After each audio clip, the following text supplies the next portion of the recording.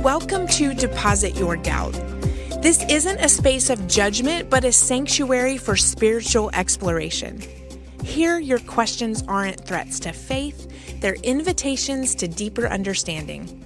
I'm Crystal Ribble, and I've learned that our most profound moments of spiritual growth often bloom in the uncertain terrain between what we know and what we're still discovering.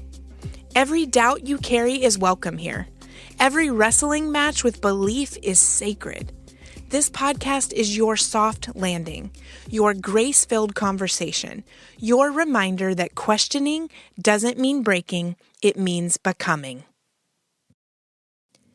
If you are just joining me in this space, a very special welcome to you. My last episode really set up what this podcast is all about. I have come to several places in my life where I questioned what God was doing, and I doubted that He would show up for me. And it wasn't because I didn't believe in Him, but it was simply because I'm human. And it's normal to be challenged through your life circumstances. Life is hard.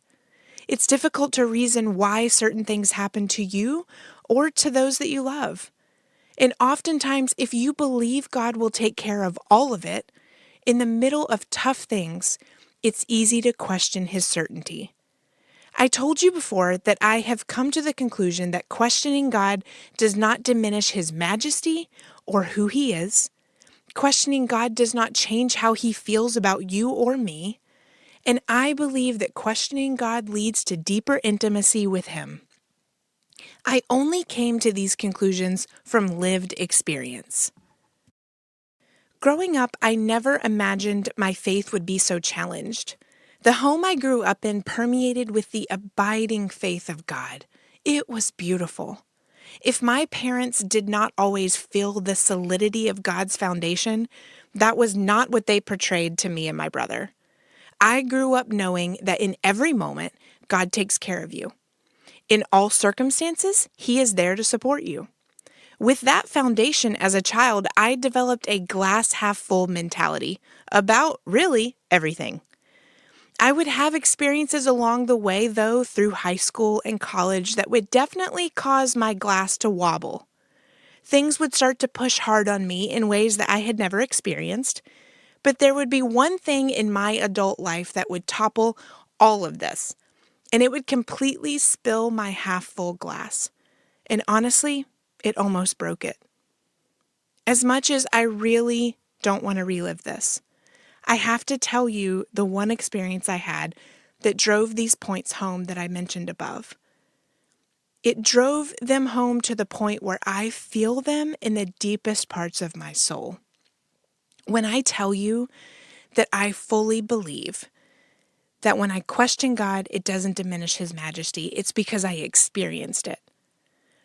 When I tell you that my doubts about Him and what He's doing did not change how He felt about me, it's because I experienced it. I want you to hear this story. I want you to know how I got to the place where I am now, where I'm not afraid to question God. I'm not afraid to say how I truly feel, and I'm not too shy to show up as my real self in my relationship with the Lord.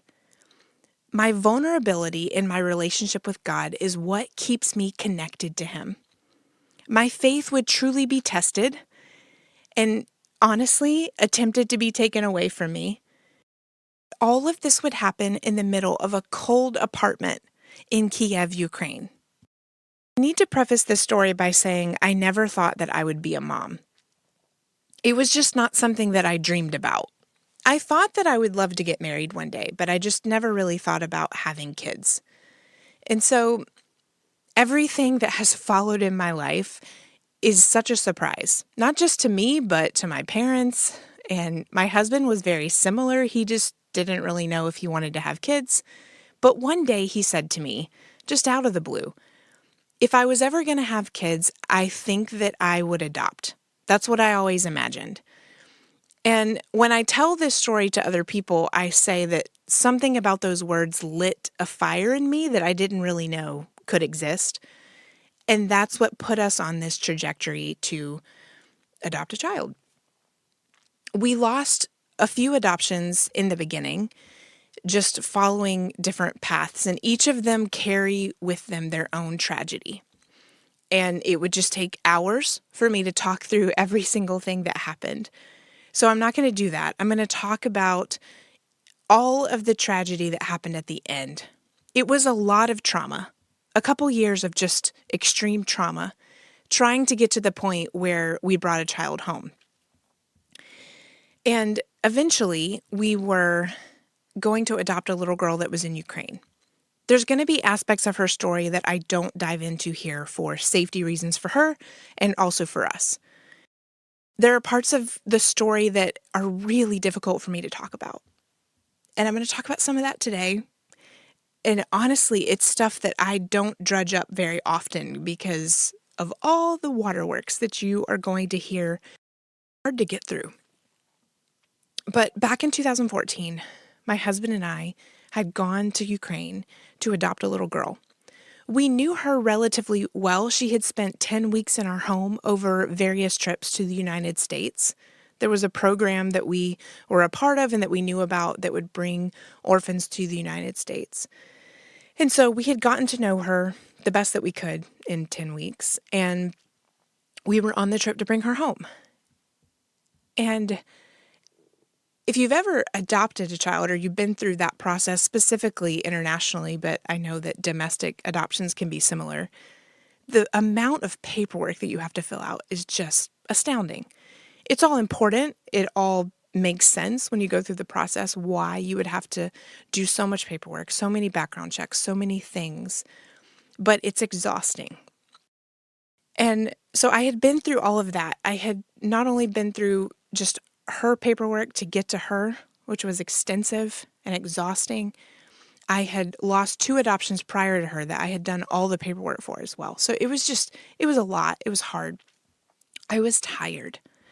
We get on the plane to go to Kiev and almost immediately fell asleep. It was like my body was just done with this entire thing. And somewhere in between being awake and in reality and then falling asleep, I had this feeling that I've never felt before. And it was just like, almost like I was flying into some sort of extreme danger zone. It was weird. It was almost like I was flying into this other realm where it was going to be a fight. And I didn't quite understand that. I didn't have all the tools or the knowledge at the time to understand what that would mean. But it just kind of felt like I was flying to the fight of my life. And that's exactly what ended up happening. When we landed there, on the way to our apartment, we passed a bunch of militant activity on the side of the road. Just 3 months before we stepped foot in Ukraine, Russia had begun to invade the border. And it was really interesting. You didn't quite think that you would feel that activity everywhere, but you did, all the way to the capital. And so as we're driving to our apartment, on the side of the road, I saw these militants all dressed in black with assault rifles. And there were several of them pointing their guns at someone that they were trying to shove in the back of a car. Now, I want you to imagine, this is my first image upon arriving there. It was terrifying.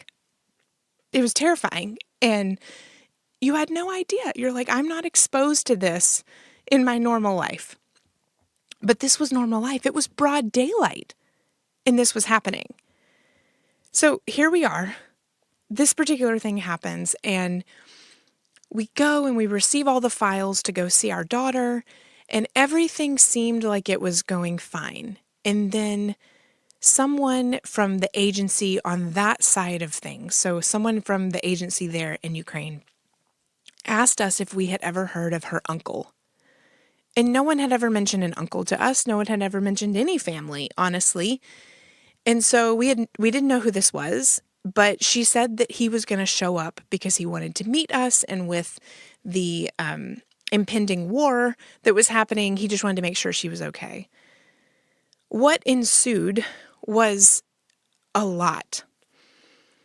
When I really get into the details of what happened to us, which I just can't do here, But when I get into the details of the following days, it's a miracle that my husband and I were not harmed while we were there. It's a miracle that we made it home the way that we did. But we show up to adopt this little girl. When we find her at the orphanage, she is drugged out of her mind. She's scared of us. We discover later that they had sort of been brainwashing her against us, telling her all of these things to make her scared of us so that she wouldn't go home with us. And that was terrifying, just to find her in that state. And then you're trying to figure out, what does this mean? What happens? And then this big orchestrated thing happened where her uncle shows up and he comes thundering through a door. She's cowering behind me because she's really scared. And he barks a bunch of things in Russian, and she rushes behind him. She rushes from behind me to behind him, and she's terrified. Now, I don't speak Russian well. I know just a couple of things, enough to get me by, especially on a trip to Ukraine. But that day, I understood almost everything that was being said to me. And he proceeded to tell us that he was going to take her to Siberia. She was going to be raised by her aunt, and she was not coming to America. I mean, you just feel like you're in a dream. We came here with one goal, and that was to take her home. And now what's happening? This man who claims that he's an uncle is going to take her from us. She's terrified. I can see that she's terrified, and I couldn't do anything about it. I couldn't save her. I didn't know what to do. I was left powerless. There was a lot of things that happened that day that were supposedly coincidences, but I really think they were pretty orchestrated. The day that all of this happened, we were sort of abandoned by the agency on the ground. There was no one there with us that day as representation to stop what was happening. And that was by design. It was kind of always meant and that it was going to happen this way. We were sort of guinea pigs, but we didn't realize it. And so I obtained all of the paperwork that I possibly could and tried to get the custody paperwork that he received, because he got custody of her. And within 48 hours, he had her out of the country. They knew that he had her out of the country because her passport had been scanned. And so you're just left shell-shocked in the middle of this country that you don't know, a middle of a country that you don't necessarily feel very safe in, and the whole reason that you're there is gone.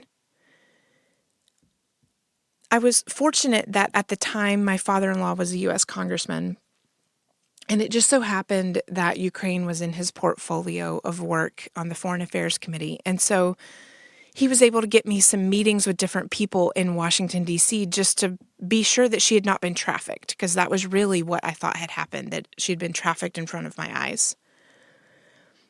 Come to find out, he really was an uncle. He did show up to take her. And there are 3 stories that I live with. I live with the story of what our government found out about her and where they believed that she was. We have the story of what her government believes happened to her and happened to us. And then I have what's in my heart. And spoiler alert, these are 3 very different realities. And so what do you do in a situation like that? When literally, physically, your daughter is taken from you. Just taken. You don't know where she is. You have no idea if she's alive. You just don't know what's going to happen to her. And when God calls you to adopt a child, it's so similar to when you have your own child. You feel this dedication to this life. They are your responsibility. You're supposed to take care of them. You're supposed to make sure that they are okay, that they have everything that they need. And in a situation like this, it's all out of your control. There's nothing that you can do. I had several moments in the wake of losing her that really would begin to shape my relationship with the Lord in a new phase. as you live your life and as you go about things, your relationship with the Lord changes. It ebbs and it flows because you are maturing and your relationship with him is doing the same. And so there was a few moments, a couple of them in Ukraine and a couple of them once we got home, that were just these markers in the ground for me. One was the day that she was taken from us in the orphanage.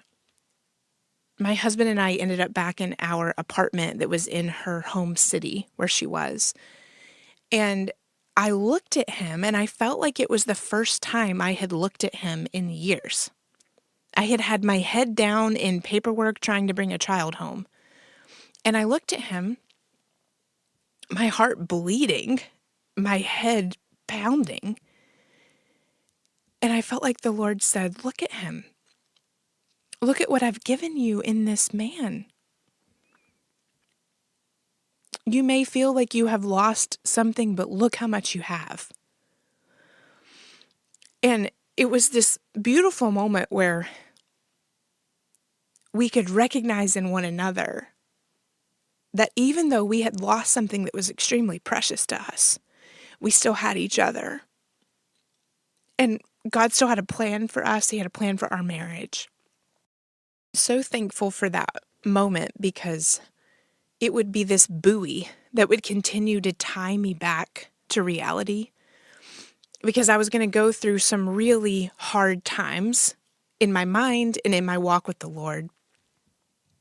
I remember being home for just a little while after this trip, and as you can imagine, coming home was really, really hard because we had a bedroom completely set up for her.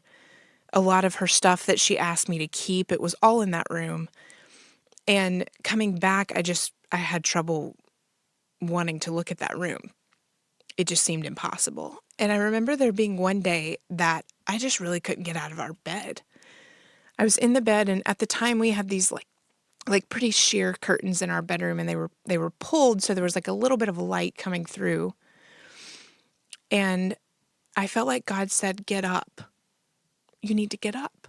And so I got out of bed and I went over to those curtains to try to open them. And when I did, this wave of grief just crashed over me and I fell down. And I don't even know how long I was sitting there, but I was just sobbing. And then I said out loud, "I think I'm losing my faith." And for a girl that has been so firm in her faith, who has believed so wholeheartedly in the goodness of God and in the fact that he will take care of you no matter what was happening to me and what had happened to this little girl was not something that I could reconcile with the God that I claimed to know and love. Every single thing that had transpired, I couldn't reconcile with him. There was no way that God would do this. There was no way that he would allow this. And if so, who is he? Who is this person that I told the world I believed in? How could he allow the most vulnerable of a person to be taken from me when I was the safest thing that she had ever experienced? What kind of God does this? I was wrecked. And even telling you this story now is really difficult, as you can tell. I tell it easier these days, believe it or not. That actually was pretty easy. But even then, it's so hard. It's the hardest thing I've ever lived through. And it's not so difficult because the experience in Ukraine was so dramatic and traumatic. It's difficult because it never ends. There's no resolution. What do you do with a God who won't resolve things for you? How can you stand firm in your faith if the very thing that you think God called you to, he rips from under you? I had so much trouble reconciling this, and even when he began to show me glimpses of the possible why he did this, it was still hard to swallow the reality. There are many things that I gained because God took this little girl from me. And that is so hard for me to say. But had I not pursued her, I wouldn't have been willing to pursue another adoption. which ultimately for us, it led us to our son. And had she come home, her trauma would have forced us to not have any more children because she needed every ounce of my husband and me to heal. I've been able to see these things as time has gone on, and I understand a little bit of the why God did this. I would be lying to you if I didn't say that it crosses my mind a few times a week to question God on this. Where is she, Lord? Her chances to survive were slim. Why did you do that? Why are you allowing war where I think that she is? Is she alive? Did she make it? Has anyone hurt her? Because I feel like she was my daughter, these questions are impossible to navigate. I have simply had to come to a place where I know that God sees what I can't see. I know that He knows what I can't know. And He knows my humanity cannot calculate the cost of this entire endeavor. He knows my humanity will cause me to question Him and doubt His goodness because of the loss I have experienced. I mentioned last time that this circumstance was where I realized I could stand in front of God and beat on His chest with frustration, and He wouldn't move. He stood there as I screamed and I threw my arms, and He took it. He knows I hurt. He knows that I don't understand. And once I realized I could do this, I could scream and I could shout and I could be so mad at Him. Once my fit subsided, I opened my very blurry eyes, and He was still standing there. He had not left me. He had not judged me. He was still God, and He loved me. When we come back, I will talk about what I think God is wanting to show us through the experiences that we just can't reconcile. Stay tuned.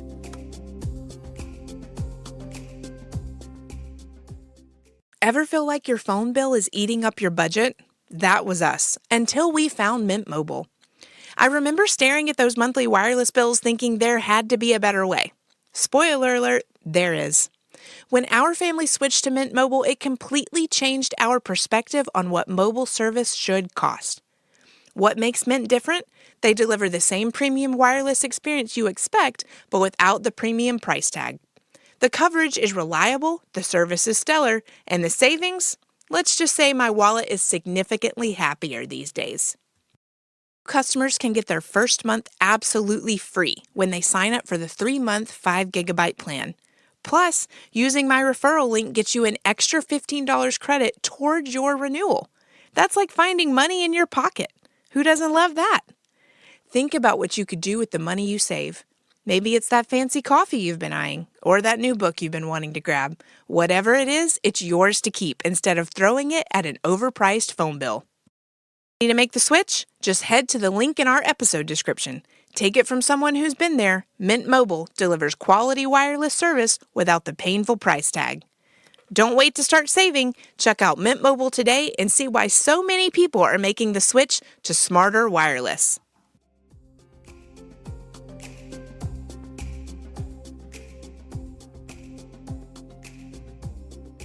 Before the break, I told you the story of my absolute lowest point.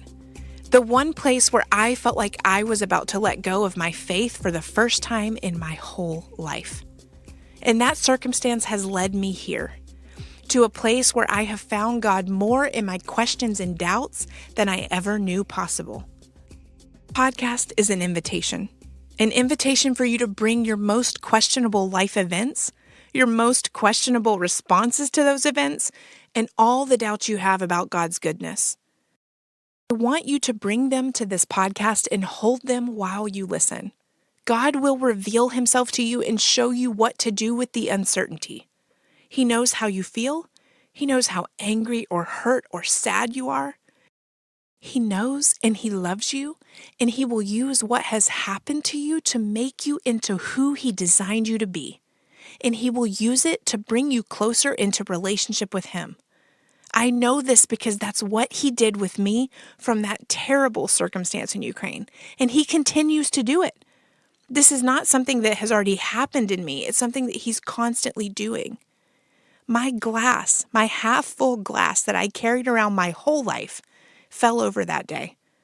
And if I'm honest, it cracked a little. And I can't fix that, and that's okay. But now it holds more water than it ever used to. It feels fuller than it ever did. And all of that happened because it spilled and God had to fill it up again. As you walk away today, I want you to ponder these theological insights. So pause here to get a pen to write this down, or grab the notes on your phone so that you can dictate this. The insights that I am going to give you today are grounded in what theologians call the already, not yet tension of faith. It's where we live between God's promises and their ultimate fulfillment.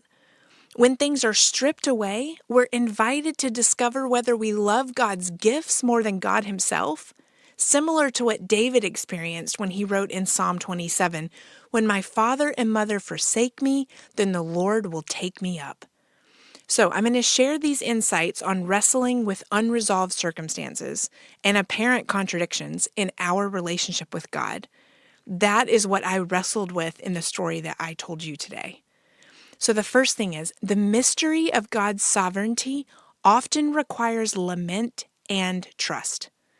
Scripture shows us that expressing raw emotions to God while maintaining faith is deeply spiritual. Job, after losing everything, proclaimed, "Though he slay me, yet will I trust him." You can find that in Job 13:15. And the Psalms are filled with honest laments like, "How long, O Lord, will you forget me forever?" in Psalm 13:1. Psalms are such a good example where we start with these honest laments, but then we end with declarations of trust. It requires both lament and trust. This teaches us that faith isn't about having all the answers, but it's about maintaining relationship through uncertainty. The second thing I want you to notice is God's purpose often works through apparent contradictions. Consider Abraham. He was promised a son, and then he was asked to sacrifice Isaac, Genesis 22. I feel so closely to Abraham because of what I went through with our daughter. Or think about Joseph's dreams of leadership leading him to slavery and imprisonment, Genesis 37 through 50.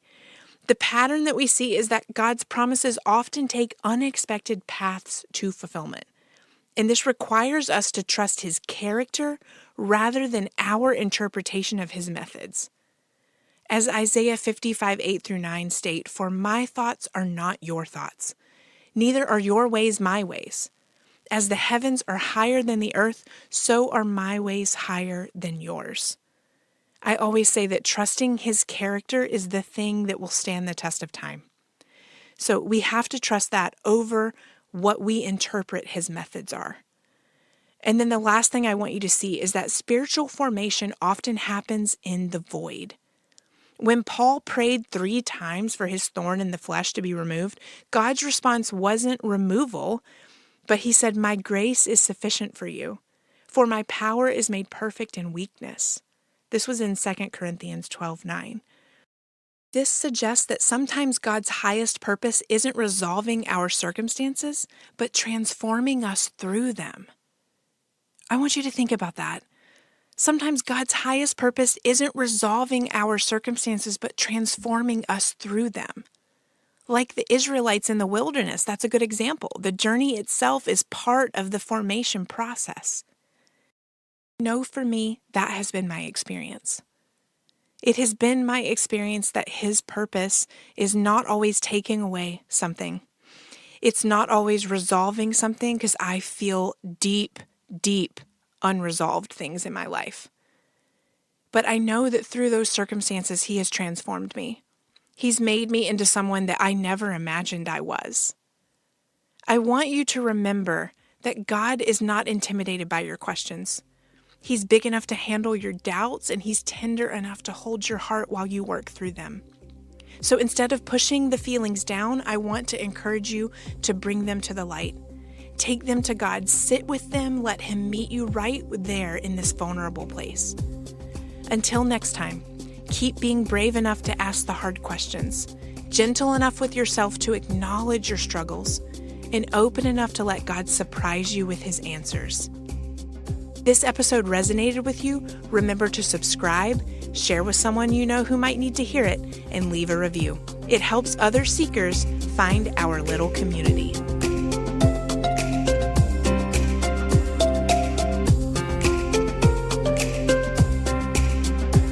Thanks for listening today.